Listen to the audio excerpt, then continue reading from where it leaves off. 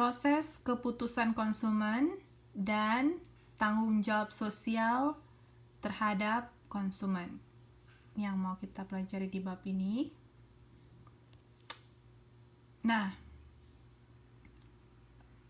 dalam proses keputusan konsumen itu ada beberapa modelnya.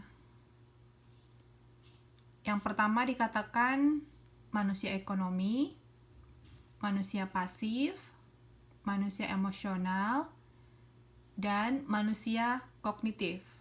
Jadi sebelumnya kita cuman sering tahu konsumen.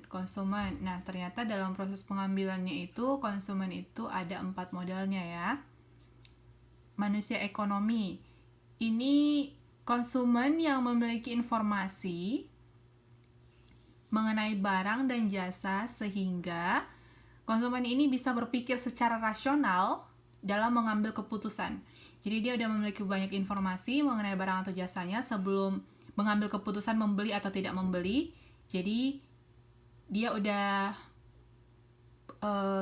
punya informasinya dari berbagai sumber.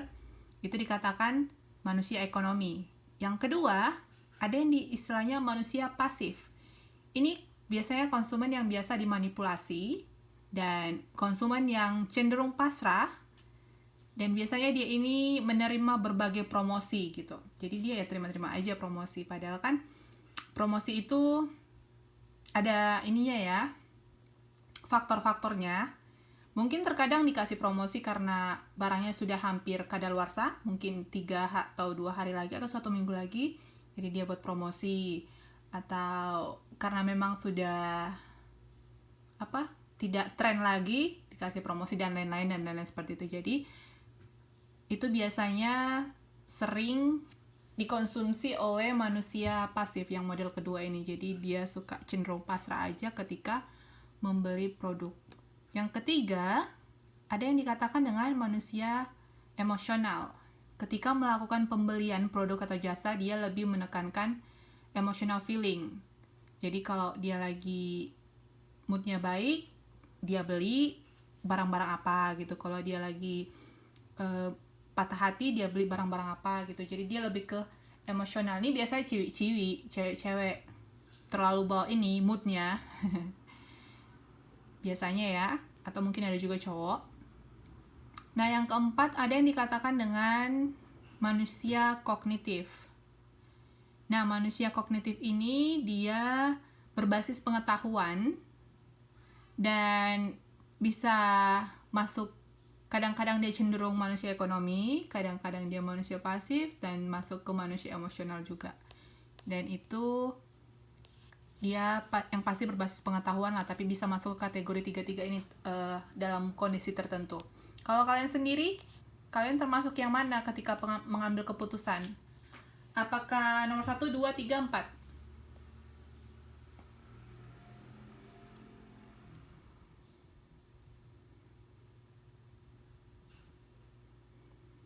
Mas Nur Hadi 4. Oke. Nomor 1, Bu.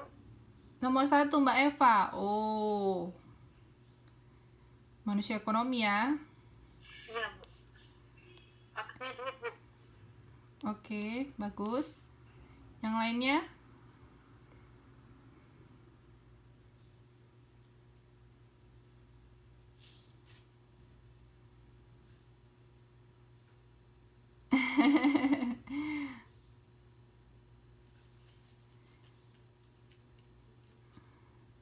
Tuh, lihat balasan Mas Nur Hadi. Kalau Mbak dan Mas yang lainnya nomor berapa? Kalian model konsumen yang mana ketika mengambil keputusan? Nomor 1 juga Mbak Agus. Oke, mantap. Jadi yang nggak ada yang nomor 3 nih, yang ngikutin feeling-feelingan.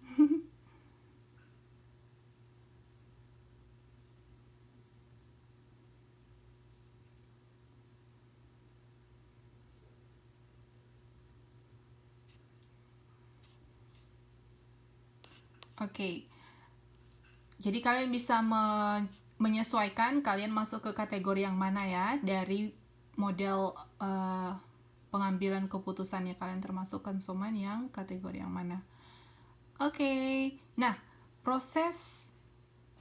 Oke, Mas Gunawan.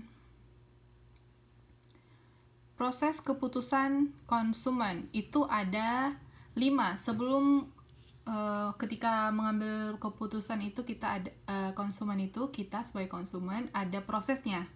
Ini udah sering kita dengar ya. Itu ada 5 proses.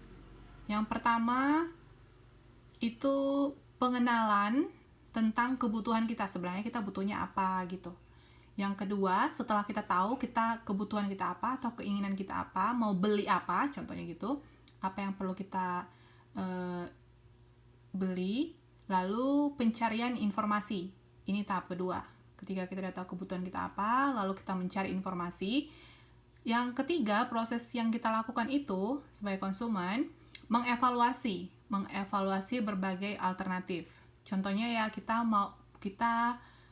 butuh handphone baru karena handphone yang lama udah rusak, nggak bisa dipakai 2 ton. Oke, jadi kita mau beli handphone baru. Proses kedua, mencari informasi handphone mana aja yang cocok sesuai yang kita butuhkan, yang bisa menyelesaikan masalah yang kita hadapi tadi, handphone untuk 2 ton. Yang ketiga, kita evaluasi berbagai pilihan. Tadi kan udah dapat nih, udah secara informasi kayaknya ada sekitar 5 merek yang mau kita evaluasi. Nah, proses keempat, menentukan pilihan kita, produk yang mana mau kita beli akhirnya dari 5 merek tadi. Lalu ketika udah dipilih, proses yang selanjutnya evaluasi pasca pembelian, evaluasi setelah kita melakukan pembelian. Jadi kalian harus ingat, ada 5 proses dalam pengambilan keputusan konsumen. Yang pertama, pengenalan masalah atau kebutuhan. Yang kedua, pencarian informasi. Yang ketiga, dievaluasi mereknya, alternatifnya. Yang keempat, pilihan, memilih satu, membeli produk yang kita inginkan. Lalu yang terakhir, kita evaluasi setelah pembelian. Apa, Mbak? Apa, Mbak?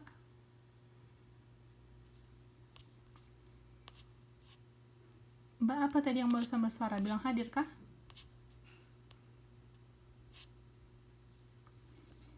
Oh, Mbak Nyai. Mbak Nyai sudah selesai melakukan ini, pemburuan. Sumiati udah hadir, Bu. Oke.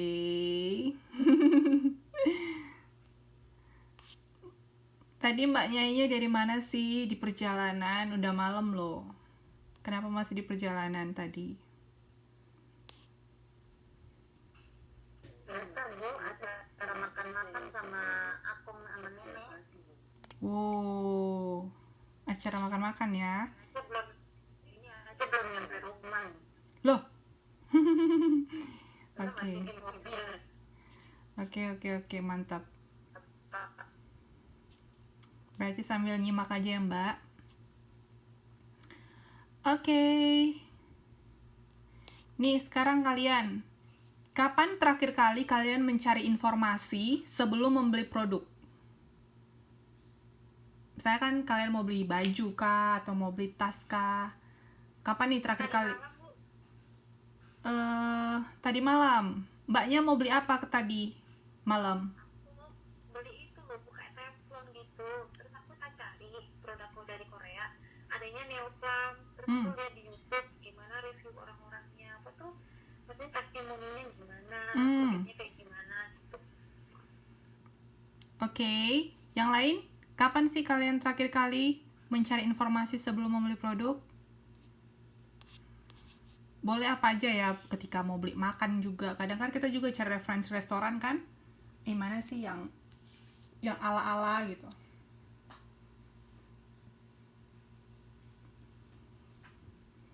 Barusan, Mas Nur Hadi.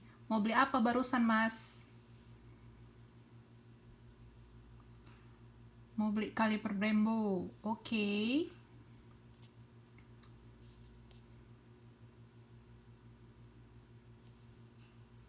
Teman-teman yang lainnya?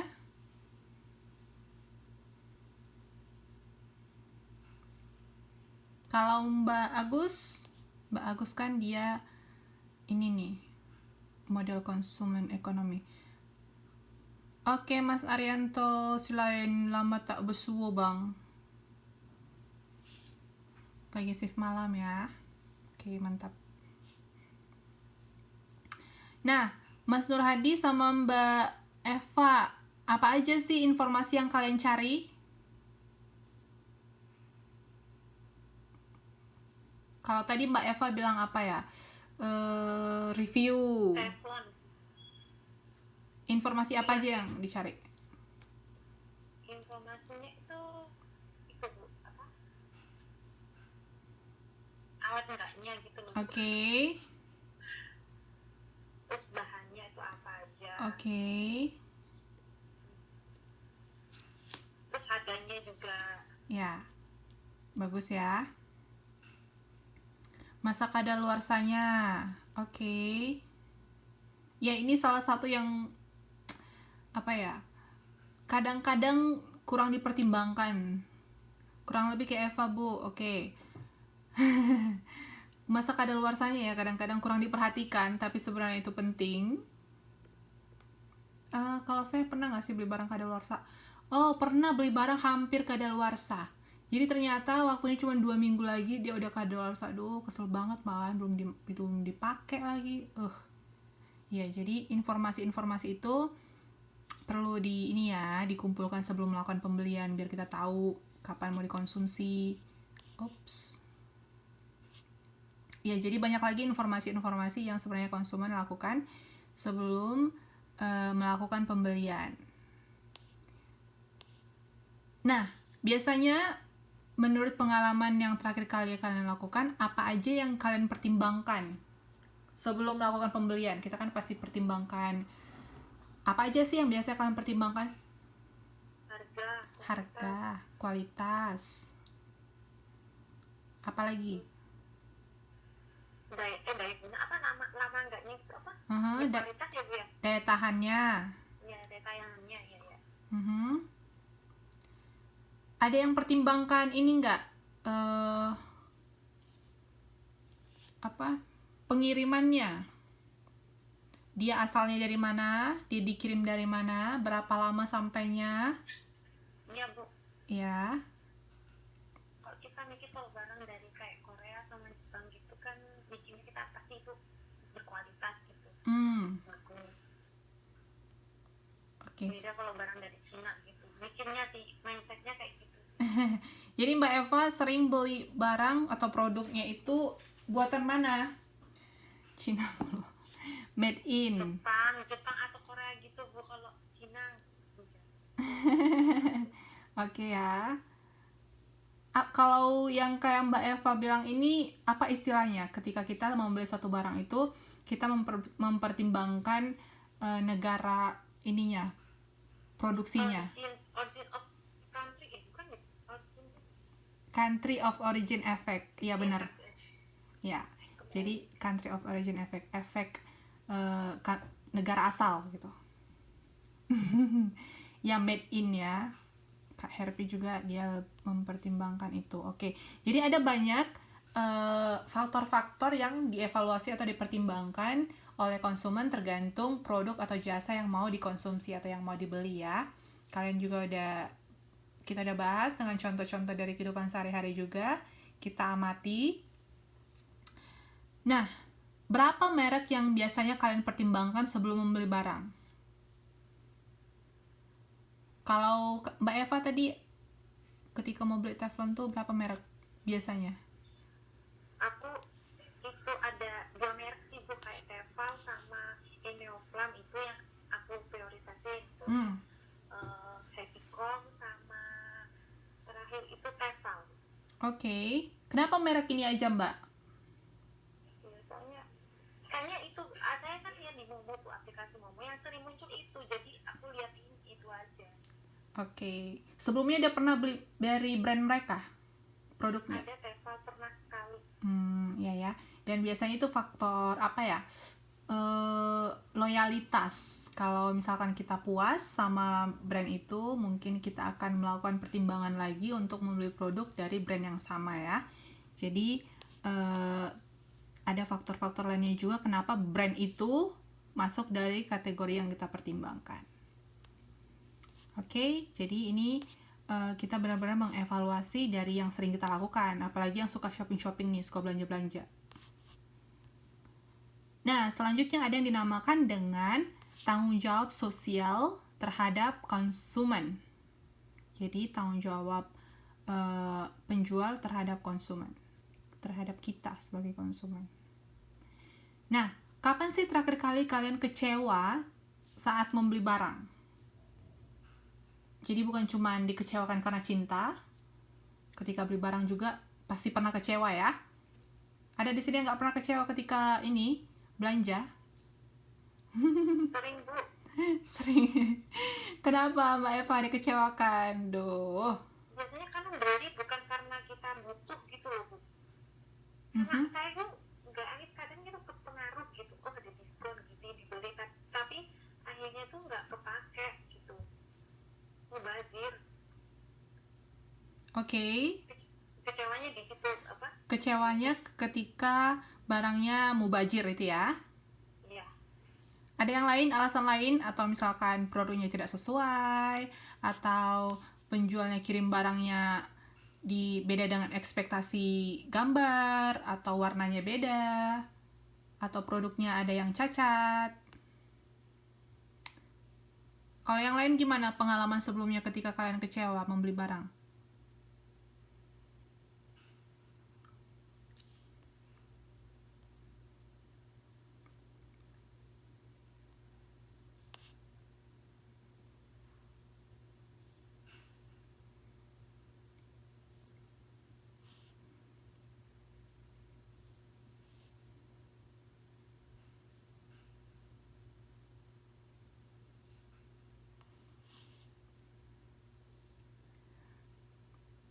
Oke, belum pernah kecewa. Tapi biasanya yang sering kecewa itu kalau beli online ya. Namanya online kan, kita nggak lihat bendanya, kita nggak sentuh barangnya. Sebelum beli nyari informasi seakurat mungkin soalnya, oke. Ya, jadi ketika kita mencari informasi, kemungkinan untuk kecewa dalam proses pembelian itu kecil gitu ya, bukan berarti sama sekali nggak ada, tapi kecil, bisa diminimalisir. Nah, kalau saya apa ya, terakhir kali beli barang namun mengecewakan itu, kapan ya, kemarin saya beli sepatu, ternyata ini kan ukuran kaki saya kan biasanya 38. Nah, kemarin kalau beli 38 muat-muat aja gitu. Nah, ketika beli yang terakhir ini 38-nya kegedean. Aduh, jadinya bingung ini mau dikemanain gitu kan. Sama Bu, ukuran sepatu. Ya, jadi ternyata kalau beda ini, kadang-kadang kan ukuran memang beda-beda ya. Baju juga kadang ada S muat kita, ada L muat, M muat gitu. Jadi ya, padahal menurut pengalaman kita di pembelian-pembelian sebelumnya, kita benar udah ukuran itu, dan ternyata kecewa dong, orang sepatunya kegedean padahal udah suka banget. Nah, mau dipakai lagi pas wisudaan, akhirnya pakai yang lain juga gitu. Ngapain kemarin heboh-hebohan beli. Nah, jadi ada juga kemarin apa ya, saya beli parfum, beli di Bonjour 39, oke, beli di DF Korea 39 kecil. Iya benar. Jadi sebenarnya apalagi beli online ya, itu yang biasanya lebih sering kecewanya. Kemarin saya beli parfum, nah itu saya nggak tahu kalau dia ukurannya sekecil itu. Memang dia udah kasih tahu berapa mili gitu, tapi ekspektasi saya tidak sekecil itu. Kecilnya itu apa ya, seukuran pensil, gedenya seukuran pensil itu, dan dia lebih kecil, lebih pendek dari jari telunjuk. Astaga, kok semini ini ya gitu. Yang di ekspektasi saya dia sebesar ini, lebih tebal, kayak inhaler. Kalau yang lagi pilek tuh inhaler gitu. Beli testernya Bu, bukan tester. Itu malah harganya mahal. Jadi kecil itu aku mau gimana sih Bu? Iya, itu yang biasanya malah lebih kecil dari tester. Oh, Jadi dia kecil banget kayak ukuran pensil dan lebih. Nah, saya kan nggak ekspektasi dong segitu. Kok sekecil ini? harganya mahal gitu juga Bu. Iya, harganya mahal. Jadi memang benar-benar terus kan terus saya kasih aja bintang 4, orang kecewa juga. Dia syukur-syukur dikasih bintang 4 ya. Well, ya lagi-lagi mungkin karena kurang cari informasi, kurang banyak kali ya. Atau ya memang ada aja sih faktor yang sering seperti itu, kecewa dalam melakukan pembelian. Oke, kalau kalian pernah dikecewakan apa? Ada sering yang tapi parfumnya tetap dipakai kan Bu, tetap dipakai tapi sambil ini kesal. Pas tiap kali mau dipakai kesal aja, ingat lagi. Enggak lah, udah ikhlas kok. kecewa ya dibuang Bu, ya gitu banget solusinya. Dasar. Oke. Nah, mengapa Anda kecewa? Tadi kita bahas apa yang Anda lakukan. Terus Mbak Eva waktu beli kekecilan tuh yang dilakukan Mbak Eva apa? Kalau Mas Jual lagi. dijual lagi? Wow. Ya, ya mau beli gimana? Aku nggak bisa Bu. Oke, terus ada yang beli? Nggak ada lah. Ya akhirnya ya tak simpen. Nanti kalau siapa saudara yang punya kakinya itu pas ya kasihkan lah. Iya benar.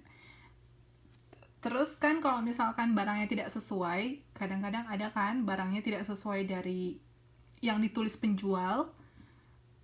Bagaimana reaksi penjual ketika kita bilang kalau barangnya tidak sesuai gitu.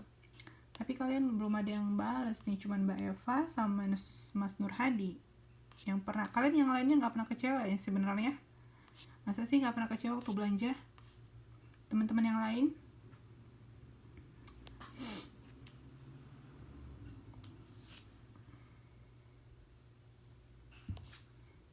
Oke, jadi ketika kita sering dengar ya, banyak konsumen, bukan cuma 1-2, banyak konsumen yang kecewa ketika melakukan pembelian atau ketika mengkonsumsi jasa. Jadi sebenarnya harganya berapa, harga normalnya, dan ternyata di penjualnya itu dinaikkan harganya misalnya sampai 3 kali lipat kah atau 5 kali lipat. Jadi untungnya memang benar-benar rugi dong konsumennya. Terus yang sering kita dengar lagi ketika barangnya tidak sesuai dengan kualitasnya, terus barang yang kita order warnanya berbeda dari yang kita inginkan. Ada yang ketika kita bilang diganti, ada yang mau, ada yang nggak mau. Jadi ketika udah melakukan pembelian, udah deal, itu nggak bisa diganti, nggak bisa dibatalkan, seperti itu kira-kira. Jadi macam-macam penjualnya. Oke, kita lihat. Dan kita sebagai konsumen itu memiliki hak-hak. Oke, kita punya hak sebagai konsumen. Ini ada 6 yang hak secara universal ya, secara keseluruhan. Hak yang pertama dan keempat ini diinisiasi oleh John F. Kennedy. Hak yang kelima dan 6 ini dari hasil konsensus sosial. Jadi dari hasil survei ditambahkanlah 2 lagi, yang nomor 5 dan 6 ini sebagai hak-hak konsumen. Yang pertama, hak atas keamanan. Nah, jadi kita sebagai konsumen memiliki hak untuk mendapatkan keamanan. Maksudnya gimana? Contohnya nih, ketika kita mengkonsumsi saya handphone, kita berhak dong mendapatkan memakai produk itu dengan aman. Ya kali tiba-tiba handphonenya meledak gitu kan. Jadi memang handphonenya harus sudah benar-benar diuji, memang sudah lulus uji laboratorium. Terus ketika kita memakai produk-produk bedak, biasanya bedak kecantikan, kita memiliki hak untuk mendapatkan keamanan. Jadi ya kali nanti konsumennya setelah memakai bedaknya wajahnya jadi kanker kah dan lain-lain kah, dan itu banyak ya kasus-kasus seperti itu. Dan kalau kita lihat, konsumennya itu bisa melaporkan perusahaannya ketika dia mengkonsumsi barang itu ternyata tidak aman gitu. Jadi itu hak kita sebagai konsumen. Kalau kalian pernah dengar apa yang kemarin masuk berita ya,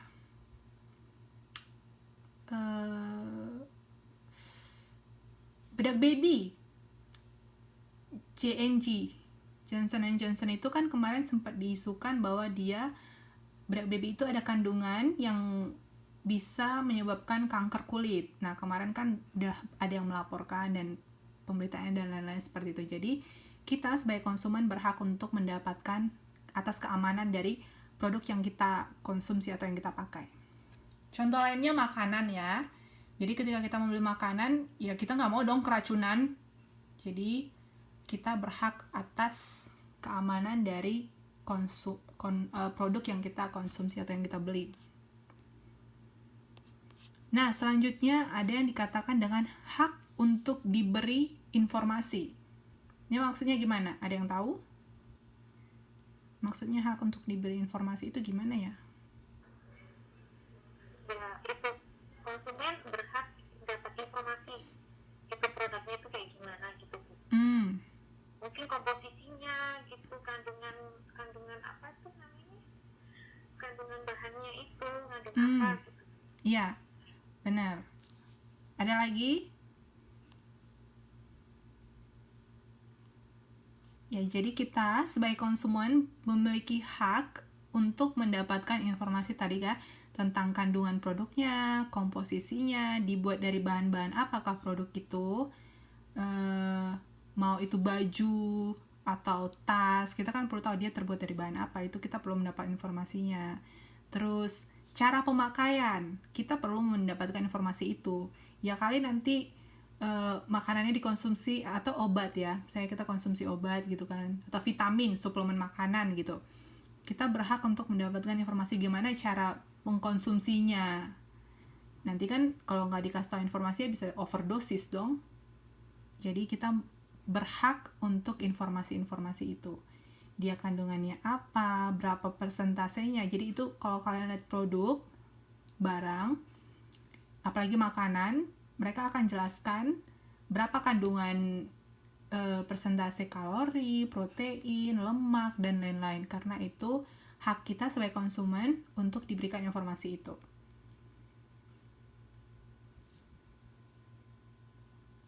Terus kalau di Indonesia yang lebih penting lagi di pertimbangan konsumen halal ya, halal dan tidak halal gitu. Jadi kita berhak untuk mendapatkan informasi seperti itu.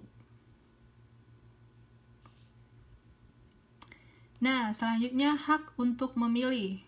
Ini maksudnya gimana nih, hak untuk memilih?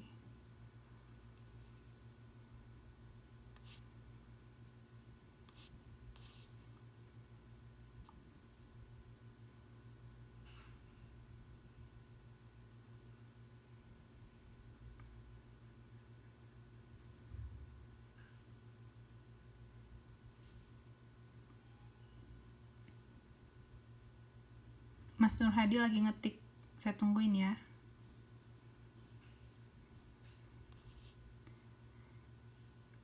Nggak ada paksaan harus beli yang ini atau itu, oke?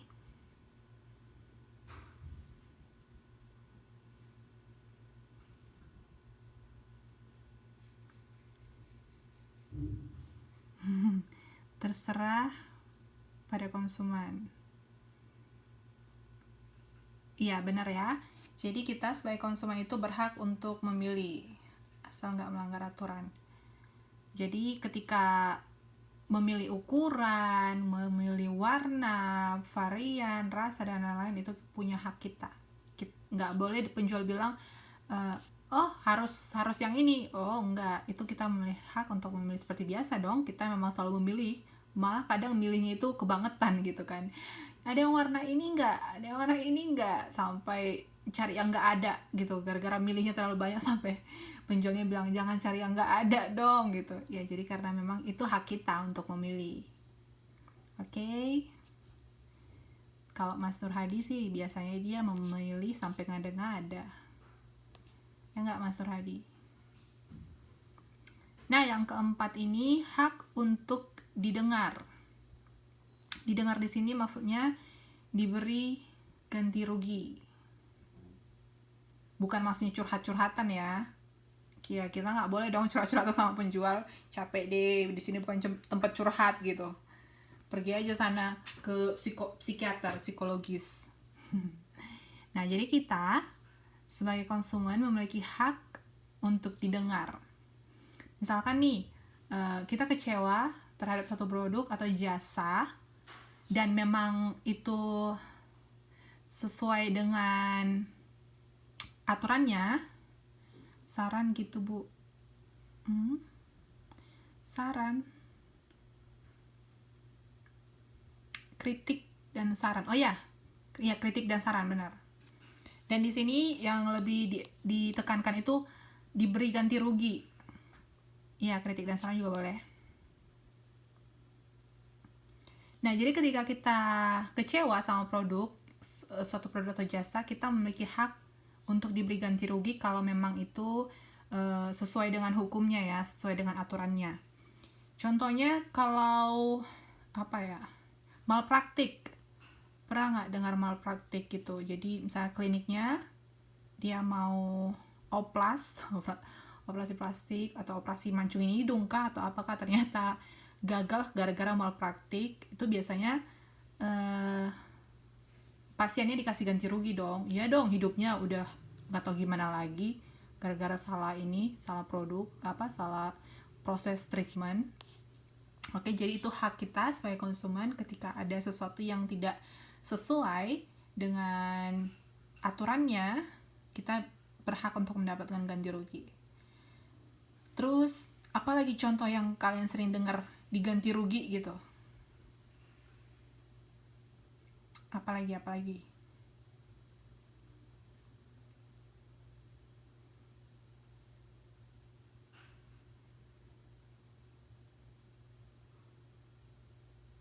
Kalau keracunan, ya. Jadi perusahaannya, ya dong, perusahaannya yang tanggung jawab. Tapi memang benar-benar kasusnya gara-gara produk itu ya. Bukan gara-gara dia memang lagi pengen kebetulan makan produk dan ternyata dia mengkonsumsi yang lain.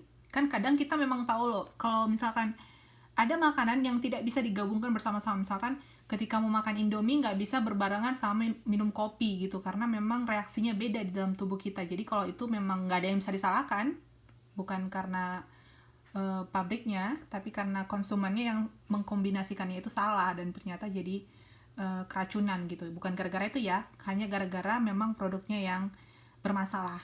Jadi ketika sudah dicek ulang dan produknya bermasalah, itu perusahaannya harus ganti rugi. Jadi kalau kalian harus hati-hati ketika kalian mau mengkonsumsi produk A, B, C, karena ada apa yang terbaru itu mangga ya Kak Herpi? Pernah nggak sih mangga yang nggak bisa berbarengan sama apa gitu? Jeruk juga sama udang kalau nggak salah. Jadi ada memang reaksinya, jadi ini bermasalah di konsumen, yang mengkonsumsi. Bukan karena produknya satu produk itu yang bermasalah, tapi karena dia digabungkan dengan produk yang lain, jadi keracunannya di konsumennya. Contohnya lagi ini pesawat. Sering kan dengar pesawatnya di cancel, di delay dan lain-lain. Itu kan biasanya diganti ulang sama perusahaannya. Kalau kalian ada perusahaan-perusahaan yang memang tapi ribut dulu. Tergantung perusahaannya juga. Kalau misalkan perusahaan-perusahaan kecil mungkin ribut dulu. Kalau perusahaan besar ya tinggal kasih laporan aja case-nya. Tapi kalau perusahaan kecil, apalagi seller-seller online gitu kan, udah ganti rugi, tunggu di ini lagi. Kalau nggak aku laporin loh kamu gitu penjualnya, sampai diancam-ancam baru dia mau kasih ganti rugi ya. Ada sering kayak gitu. Ganti rugi nggak? Kalau nggak aku laporin loh, kamu kan emang kasih ini jual produk abal-abal atau jual produk palsu gitu. Oke. Ini pesawat ya. Dan biasanya kan misalkan kalau di delay gitu, mereka bakal kasih refund kah, atau mereka reschedule tiket baru dan lain-lain. Jadi ada banyak cara-caranya. Dan kalau kalian tahu, ada perusahaan-perusahaan yang ketika konsumennya merasa dirugikan, mereka bukan hanya kasih kompensasi ganti rugi, tapi juga mereka kasih ekstra pelayanan. Itu biasanya untuk member-member atau VIP member. Jadi ketika kita kecewa, misalkan nih kita order pizza. Nah, jadi di restoran mereka ini, pizzanya untuk member VIP ini memang 30 menit harus sampai. Kalau lebih dari 30 menit kita bisa komplain gitu kan. Jadi kalau misalkan konsumennya kecewa, terus mereka report, memang itu ada di ini kan, di peraturan mereka bahwa makanannya diantar tidak lebih dari 30 menit gitu setelah dipesan. Nah, ketika konsumennya kecewa dan memang benar-benar ada buktinya bahwa makanan itu telat sampainya, dia bisa report ke perusahaan, dan perusahaan biasanya bukan hanya mengganti rugi, tapi mereka bakal kasih ekstra, mungkin mereka kasih diskon, kupon selanjutnya. Saya pernah ada tahu konsumen, terus perusahaan ini karena memang dia VIP member ya, jadi perusahaannya kasih bunga permintaan maaf, terus kasih kartu diskon lagi ketika untuk pembelian berikutnya, dan mereka kasih ganti produknya baru gitu. Jadi itu salah satu cara mereka buat agar tidak merusak reputasi perusahaan gitu. Jadi ini biasanya perusahaan-perusahaan besar yang memang reputasinya sudah bagus. Jadi ketika mungkin kadang-kadang ada saja kecerobohan ya. Jadi kan kita nggak bisa bilang 100% perusahaan itu tidak pernah melakukan kesalahan gitu. Jadi ada aja kesalahan atau kecerobohan yang mungkin terjadi. Namanya error ya, manusia ada errornya. Kan kita bukan sempurna gitu. Jadi mereka salah satu trik yang mereka lakukan atau salah satu strategi dari perusahaan itu bahwa mereka melakukan hal seperti itu terhadap konsumen. Jadi konsumennya itu akan tetap setia memakai produk mereka atau jasa mereka. Nanti kalian seperti itu dong. Kalau misalkan kalian buka usaha, terus ada konsumen yang merasa kurang sesuai, dan memang itu bisa dibuktikan, bukan hanya gara-gara ngada-ngada, ya mungkin kalian bisa buat strategi bagaimana agar dia sebagai konsumen itu merasa didengarkan gitu. Jadi bukan hanya dikasih ganti rugi, atau mungkin kalian kasih tambahan produknya ekstra atau diskon untuk pembelian selanjutnya.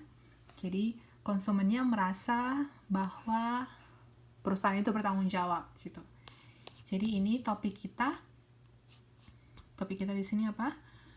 Tanggung jawab sosial terhadap konsumen gitu. Jadi biasanya perusahaan-perusahaan besar mereka akan lebih memperhatikan di bagian nomor 4 ini. Jadi bagaimana cara mereka melakukan kompensasi namanya. Cara melakukan kompensasinya ada macam-macam strateginya. Tapi yang pasti perusahaan-perusahaan yang memiliki reputasi tinggi, mereka nggak mau nama perusahaannya tercoreng hanya gara-gara kerugian konsumen. Kalau Garuda pesawatnya delay lebih dari 1 jam, mereka bakal disediakan penginapan di hotel dan dikasih dikasih makan gitu. Jadi ketika delay, mereka nggak ditelantarkan dong gitu aja. Kalau lebih dari 1 jam, mereka bakal dikasih penginapan dan dikasih makan. Itu cara Garuda kasih ganti rugi gitu. Dan macam-macam ya, bisa gimana aja caranya, tergantung perusahaannya.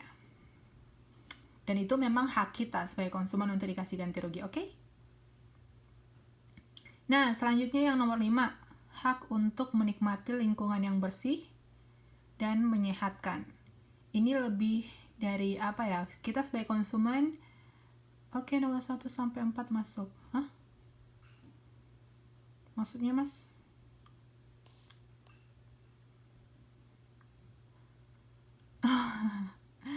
Ya, karena ini kan hasil konsensus ya. Yang namanya konsensus itu lebih ke survei. Jadi, apa yang konsumen mau gitu sih sebenarnya. Jadi, nomor 5 dan 6 ini dimasukin. Misalkan nih, kalian dikasih survei. Sebenarnya, sebagai konsumen, kalian apa yang harus diperhatikan? Jadi, kita ngisi sendiri. Ini lebih ke survei seperti itu. Jadi, ketika diisi dan dari yang tertinggi, masuklah nomor 5 dan 6. Makanya di sini memang benar-benar dijelaskan kenapa nomor 5 dan 6 ini masuk, karena memang ini hasil konsensus. Oke. Hak untuk menikmati lingkungan yang bersih dan menyehatkan. Ini lebih ke dampak perusahaan.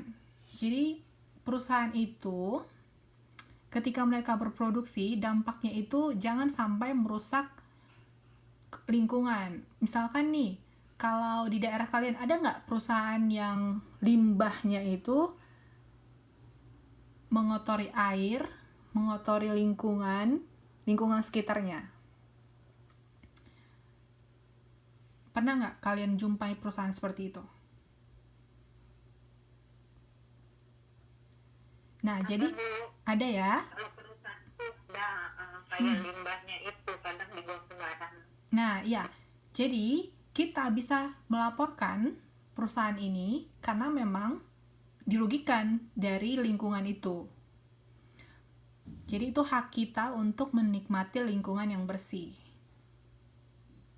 Nah, ketika kalian mungkin case-nya di Indonesia itu yang kalian ini deh tinggal di area pabrik kalau nggak. Jadi limbahnya itu bisa sampai mengotori air, mengotori udara, belum lagi baunya itu bisa sampai apa ya? Dan kalau kita cium aromanya itu nggak sehat gitu.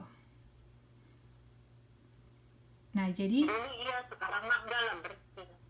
Sekarang ketat kan. Sekarang udah bersih, Mbak? Ketat, daerah Bekasi ketat lah sekarang. Limbah-limbah sekarang ada ini kan. Enggak kayak zaman dulu. Iya. Sekarang kan berenang. Iya, benar. Mungkin kan dulu apa ya, selain belum ada undang-undangnya. Dulu kan bukan undang-undang mah ada, dulu kan main duit aja udah oke gitu kan. Sekarang kan bukan. Iya, jadi dulu belum ketat ya. Desanya kan pada banyak korupsi. Sekarang mah kan ya ada yang korupsi, cuma kan nggak segampang kayak zaman dulu kan. Iya, jadi sekarang mah susah. Iya, benar. Tapi sudah mulai diperketat ya. Tapi masih ada tetap aja perusahaan yang nekat mencemari lingkungan. Jadi udah dilaporin juga, saya ada tahu di daerah saya juga nih. Jadi air sungai itu sampai warna kuning sampai pas kapan ya? Sekitar waktu saya masih sekolah. Jadi kita camping di area hutan sih sebenarnya. Nah, jadi mereka buang limbahnya ke situ dan air itu sampai kuning dan bau.